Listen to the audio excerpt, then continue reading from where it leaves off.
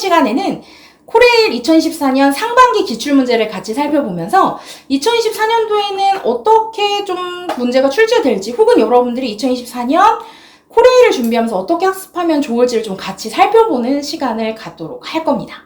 의사소통 능력, 수리 능력, 문제해결 능력 이렇게 세 개의 영역이 출제되는 데에는 변함이 없어요. 그런데 2024년 상반기에 출제되었던 문항들을 보면서 제가 느꼈던 건 이미 코레일은 채용시험의 변화를 시작했고 굉장히 그 폭이 크다라는 인상을 좀 받았었어요. 그중 저의 체감이 상대적으로 굉장히 크게 느껴졌던 부분이 바로 의사소통 능력인데요. 여러분들 그동안 우리 NCS 의사소통 능력을 공부하면서 풀었던 지문들을 한번 떠올려 보세요.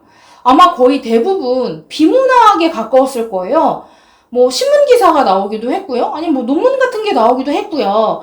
혹은 뭐 보고서라든지 아니면 뭐 개요 또는 뭐 이메일 뭐 요 정도의 지문들이 출제가 되었었단 말이죠. 그런데 이번에는 무려 문학작품이 출제가 됐어요. 그래서 저는 기출문항을 보면서 느꼈던 점이 마치 그 고등학생 때로 좀 돌아갔다라는 느낌이 좀 들었어요. 마치 수능을 본 듯한 인상이 들었다라는 거죠. 물론 문학작품 외에도 다른 문제들이 출제되기도 했었어요. 뭐 예를 들면 맞춤법이라든지 아니면 표준 발음 또는 띄어쓰기를 물어보기도 했고요. 기존 NCS와 동일하게 비문학 지문을 주고 여러분들한테 이 비문학 지문에 적합한 제목이 뭘까? 빈칸 빵빵 뚫어놓고 올바른 접속사를 골라봐 라고 묻는 문항도 출제되었기 때문에 굉장히 익숙한 문제도 출제된 반면 좀 이질적인 문제도 출제되었다고 좀 생각을 했어요. 그런데 여러분 결을 잘 생각해보세요. 결론적으로 의사소통은 여러분들이 타인의 말의 의도를 잘 파악하고 있는지를 묻는 영역이고 그 영역을 통해서 여러분들이 업무를 진행하는 데 있어서 소통함에 문제가 없는 사람이겠구나를 테스트하는 거잖아요. 그렇기 때문에 지문의 성격이 달라졌다고 해서 여러분들이 크게 당황하실 필요는 없다는 생각이 들어요. 그리고 혹시라도 이번 하반기에 또 문학작품이 나온다라고 하면 제가 여러분들한테 기출문제를 풀면서 저는 이렇게 접근하고 있는데 여러분도 한번 적용해보세요 하는 팁을 좀 알려드릴 거거든요. 그래서 우리 오늘 이번 시간에는 2024년 상반기 기출보건 문제를 좀 같이 풀면서 어떻게 접근하면 좋을지 이야기 마저 나눠볼게요. 제가 여러분들한테 보여드릴 문항은요. 굉장히 많은 기출문항 중에서 이런 게 나왔다고 싶은 문항들만 오늘 선별해서 보여드릴 거예요. 그래서 의사소통 능력 한 문제, 수리 능력 한 문제, 문제해결 능력 한 문제 이렇게 총 3문항의 기출문항을 풀어볼 거고요. 자, 그러면 의사소통 능력 아까 제가 말씀드렸던 그 문학작품 나온 문제 같이 살펴보도록 하겠습니다. 우선 발문을 먼저 살펴보면요. 다음 지문을 읽고 설명한 것으로 잘못된 내용을 고르면 이라고 되어 있어요. 자, 항상 의사소통을 푸는 데 있어서 저는 여러분들한테 강조하고 싶은 게 뭐냐면요. 이왕이면 선택지 먼저 읽으세요. 예요.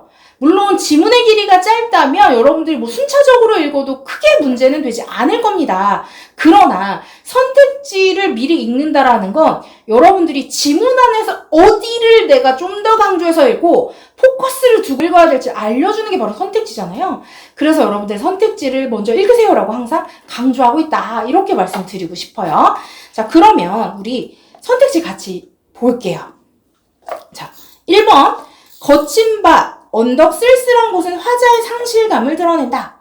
자, 지금 지문 자체는 채치원의 촉규화라는 작품이에요. 자, 거친 밭, 언덕 쓸쓸한 곳은 화자의 상실감을 드러낸다라고 되어 있는데 그럼 빨리 지문으로 가서 거친 밭, 언덕 쓸쓸한 곳을 찾으라는 거예요. 근데 사실 여러분 이 지문만 봐도요. 이 선택지만 봐도요. 거친, 쓸쓸한 이 단어들이 주는 뉘앙스가 어때요? 좀 부정적이죠. 그래서 저는요. 긍정적인 키워드에는 플러스 표시를 하고요. 부정적인 데다 마이너스 체크를 해요. 빼기를 그리라는 거예요.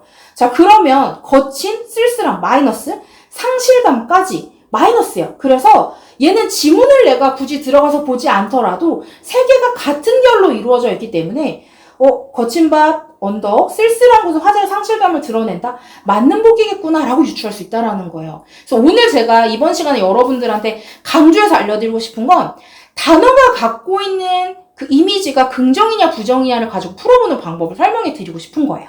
화자는 자연물에 본인을 대입하여 동일시하고 있다. 자, 이거는 뭐 전체 작품을 다 읽어야지 알 수 있을 수도 있겠죠. 그래서 우선은 세모로 둘 텐데요. 사실 선택지 1번에 여러분들이 실제로 화자의 상실감을 드러내고 있어 라고 판단하셨다면 이 선택지 2번도 당연히 자연스럽게 맞는 선택지가 될 거예요. 벌, 나비는 화자가 벼슬에 진출하는데 도움을 줄 수 없는 대상을 말한다. 자, 벌과 나비. 지금 이 단어만 가지고서는 플러스인지 마이너스인지 알 수가 없어요. 그러면 지문으로 들어가서 벌과 나비가 있는 문장을 찾아보자라는 거죠. 자, 봤더니 벌, 나비만 부질없이 찾아드네라고 되어 있어요. 부질없다. 마이너스 표시 그리면 되겠죠?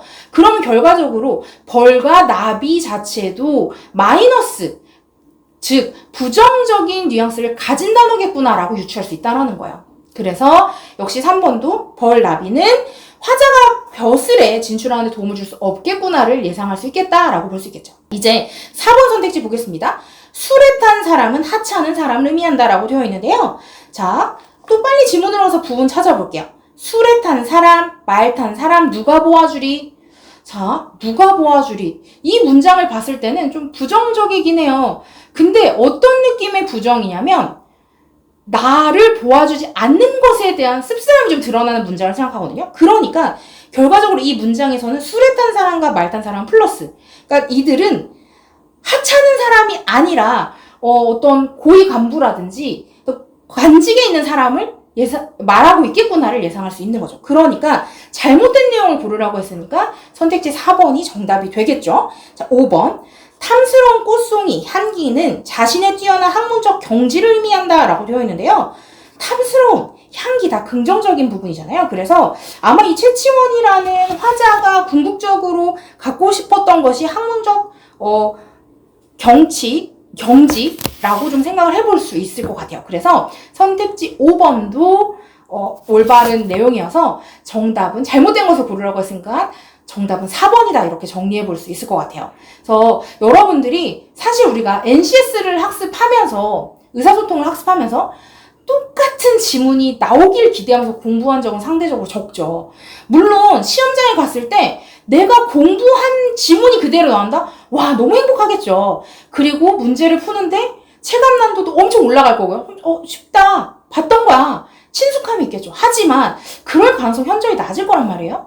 그래서 여러분들이 궁극적으로 우리가 공부하는 건 어떤 지문이 나오더라도 답을 낼 수 있도록 하는 게 공부니까요. 여러분들은 다양한 지문과 기출문항을 풀면서 그 접근법을 익히는 것에 좀 포커싱을 두고 학습을 하시면 너무너무 좋을 것 같아요. 그래서 오늘은 제가 여러분들한테 처음 보는 문학작품을 보더라도 단어가 갖고 있는 뉘앙스가 긍정이냐 부정이냐를 구분하면서 접근하는 방법 알려드렸으니까요. 이거 적용하면서 한번 학습을 해보시면 도움이 될 것 같습니다. 자, 다음 시간에 우리 수리 능력 같이 살펴볼게요. 감사합니다.